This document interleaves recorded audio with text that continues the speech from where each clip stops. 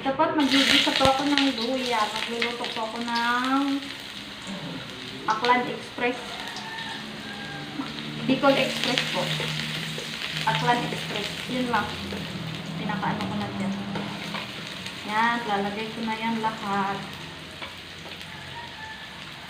Lagyan natin ng sili. Ito po, isusunod ko na yung pork. Yan po. Sasangkot siya muna natin. Ito po, lalagyan ko po siya ng bagoong. Ginisang bagoong po yan. Ginisang bagoong. Ngayon, ilalagay ko na po itong pangalawang gata. Ayan, pangalawang gata po yan. Ito po, lalagyan ko po ng paminta. Tapos, ito po yung asin. Ayan, ganyan na po.